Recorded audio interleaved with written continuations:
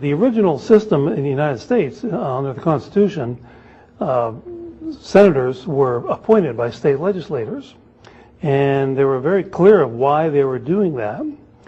And I'll quote Roger Sherman, one of the early founders, in a letter to John Adams, President John Adams, who eventually became president, as to why they were doing this, why they were not electing senators and having the state legislatures appoint them. And he said this: the senators, being dependent on state legislatures for re-election, will be vigilant in supporting their rights against infringement by the legislative or executive of the United States.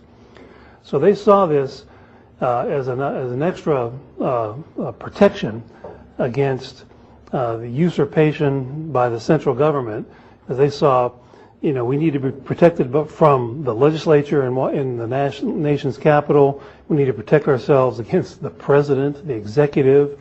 They didn't mention the Supreme Court here, but that is we the citizens, our ability to appoint our senators via legislators, they thought would be a help in protecting against infringement of their liberties by the central government, different branches of the central government.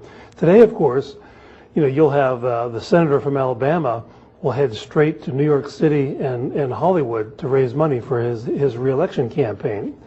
And so what that means is that he is mostly beholding to the people who gave him money on Wall Street or in California, much more than the average schmuck here in Auburn, Alabama.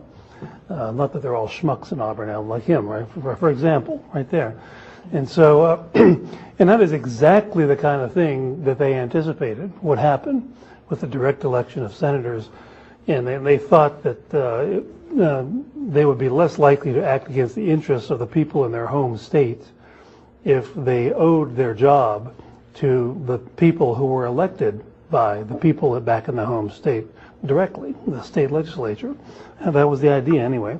Alexander Hamilton said, quote, the election of senators by legislatures was an absolute safeguard. George Mason was known for more than having the name of a basketball team, believe it or not. He was author of the Virginia Bill of Rights, which is said to be the model of the Bill of Rights in the Constitution. He said this: he said, the election of senators by legislatures gives the states some means of defending themselves against encroachments of the national government. So this was a practical mechanism of divided sovereignty that I talked about yesterday. This was, they theorized about divided sovereignty, but this is where the rubber hit the road, so to speak. This is how one of the vehicles which they intended to use to implement divided sovereignty, for states' rights, in other words, for the people of the states to protect them against these tyrants in the nation's capital. Fisher Ames said senators are ambassadors of the states. James Madison in the Federalist Papers, number 62, said this: the appointment of senators by state legislatures gives to state governments such an agency in the formation of the federal government as much secure the authority of the former. And he also said, Madison also said that the enumeration of powers, the Constitution has the Article 1, Section 8 says these are the legitimate functions that the Congress can spend tax dollars on. There's about 18 different things that are listed there. And, a lot of conservatives are always pointing to this, that if only we would enforce Article 1, Section 8, we'd get government back to its original size. Well, the founders never thought that this would be magically enforced. Even Madison himself said the mere enumeration of powers would never be sufficient. He said, as these were mere parchment barriers, he called them parchment barriers, mere paper. And he said structural arrangements were necessary. That is, there has to be some mechanism for the people to stop the explosion of the central government beyond its bounds in Article 1, Section 8. And this is one of the vehicles. It wasn't just educating the public about the Constitution. And also what state legislators did is they instructed their senators how to vote. So they would take orders from back home on how to vote. And the very first instruction they were given is vote in public.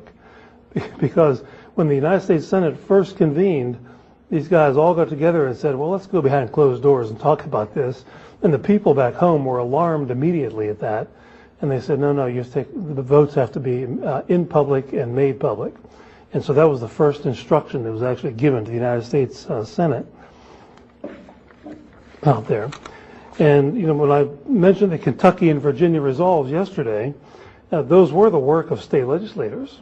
The ideas that were embedded in the Kentucky Resolve of 1798, authored by Thomas Jefferson, that was the work of the Kentucky State Legislature, which instructed its senators to promote this view in the nation's capital. And the same with Virginia and other states that did similar things. When I mentioned also the opposition to the Bank of the United States, that was the state legislatures instructing their senators to vote against the Bank of the United States. That's how this happened. That's how Andrew Jackson was able to veto the rechartering of the Bank of the United States and not have his veto overturned by the Senate. The Senate took some of the Senate, enough of the Senate, took their advice and their instructions from the people. In fact, the United States Senate did have a majority vote to censor Andrew Jackson for vetoing the rechartering of this central bank, the Bank of the United States. But you need a qualified majority to overturn a veto. You need more than just a 51% majority for that, and they weren't able to do that. But after the United States censored Andrew Jackson for being opposed to central banking, several southern states instructed their senators to vote against the censure. They didn't. They went up to the nation's capital and they kind of liked all the power and the prestige and everything, and they wanted to get along, they wanted to cut deals, so they voted to censure Andrew Jackson, and all 7 of them were recalled and fired by the state legislatures. They immediately said, you're out of here.